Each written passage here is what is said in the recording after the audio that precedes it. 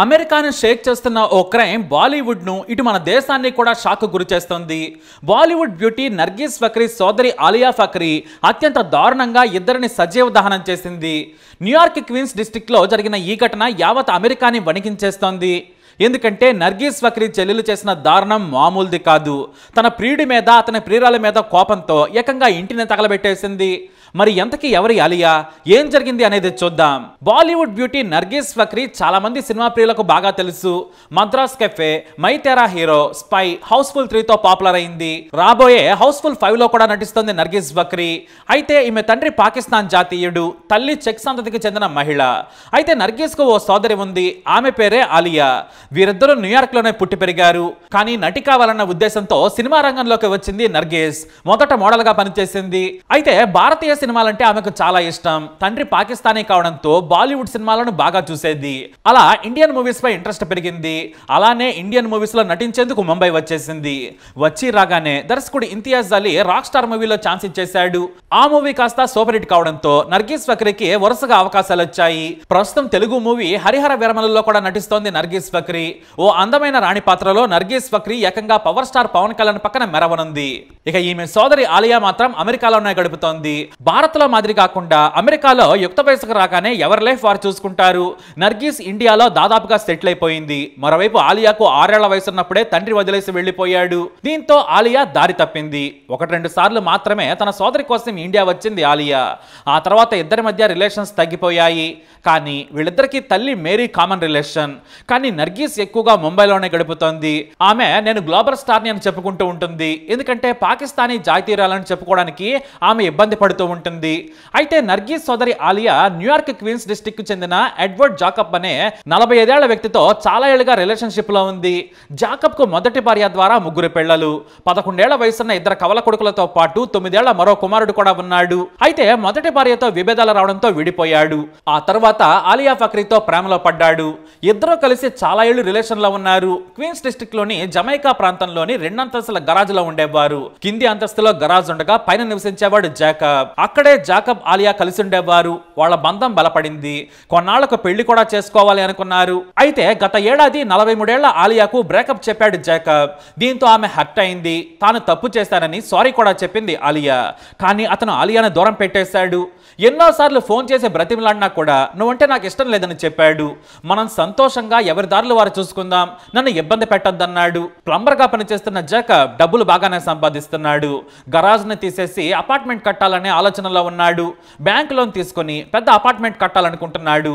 ఇక తాను కూడా కొంత సేవింగ్స్ మొదలు పెట్టాడు. లైఫ్ లో సెటిల్ అయ్యాడు జాకబ్. అంతేకాదు అతను చాలా పద్ధతిగా కూడా ఉంటాడు. నేరాలకు దూరం, తన కొడుకులను కూడా చాలా ప్రేమగా చూసుకుంటాడు. అంత మంచి జాకబ్ దూరం కావడంతో ఆలియా తట్టుకోలేకపోయింది. ప్రతిరోజు బ్రతిమలాడేది, ఫోన్లు చేసి మెసేజ్లు పెట్టి వేధించేది. మళ్ళీ నీతో కలిసి ఉంటానని బ్రతిమలాడినా కూడా ఒప్పుకోలేదు.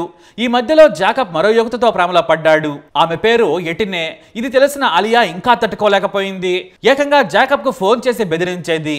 నన్ను కాదని నువ్వు ఎవరితో తిరిగినా కూడా ఊరుకోను, నిన్ను చంపేస్తానని కూడా బెదిరించేది. కానీ జాకబ్ ఆమె మాటలను పట్టించుకోలేదు. ఏడాదిగా అతని వెంటే పడింది ఆలియా. ప్రతిరోజు అతని చుట్టూ తిరిగి ఎవరు వస్తున్నారు, ఎవరు వెళుతున్నారని పసిగట్టేది. తాను చంపుతానని బెదిరించినా కూడా జాకబ్ మాత్రం లెక్క చేయలేదు. ఇక తాను ఎంతో ఇష్టపడ్డ ప్రియుడి మీద మాత్రం కోపం పెంచేసుకుంది. అతని ప్రియురాల మీద కూడా అసూయ పెంచుకుంది ఆలియా. ఎంత బెదిరించినా తన బెదిరింపులకు భయపడకపోవడంతో ఏకంగా చంపేయాలి అనుకుంది.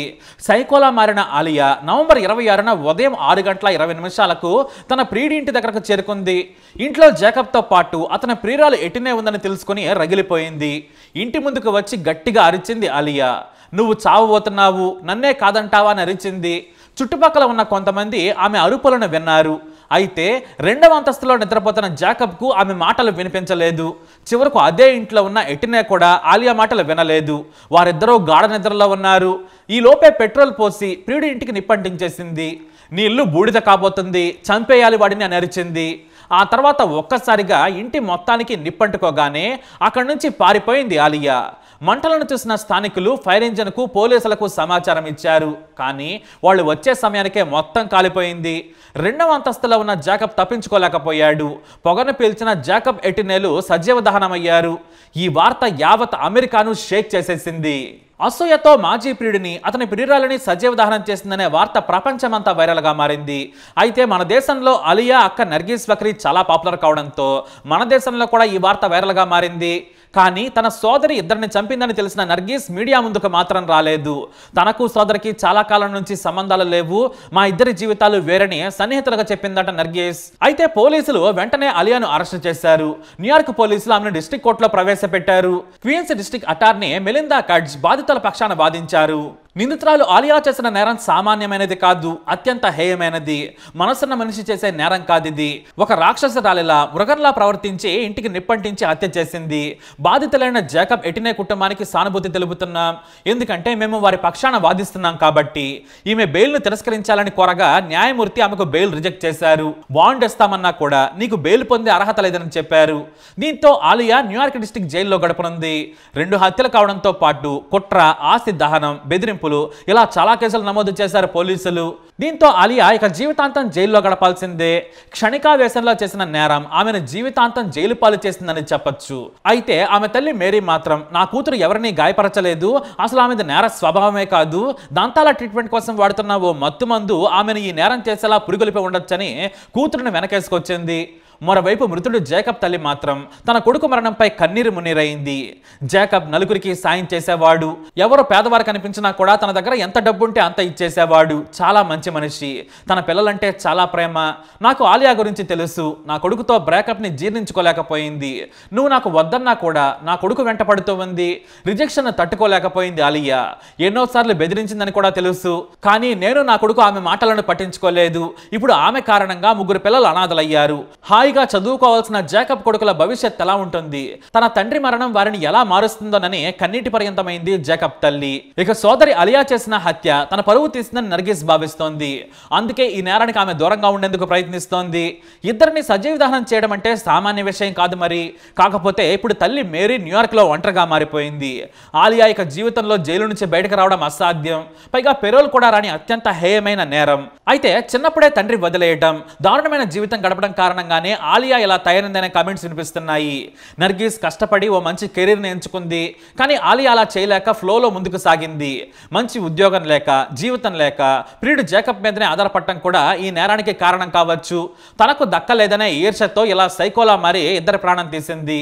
అయితే జాకబ్తో పాటు మరణించిన ఎటినే తన కొడుకు ప్రియురాలు కాదని, కేవలం స్నేహితురాలు మాత్రమేనని అతని తల్లి చెప్పడం ఈ హత్యలో మరో ట్విస్ట్. ఏదేమైనా ఆలియా కారణంగా ఇద్దరు చనిపోయారు. ఆమె ప్రస్తుతం జైల్లో ఉన్నారు. మరి ఈ న్యూస్ అప్డేట్స్ కోసం మా ఛానల్ ఫాలో అవ్వండి. తప్పకుండా మా ఛానల్ సబ్స్క్రైబ్ చేసుకోండి.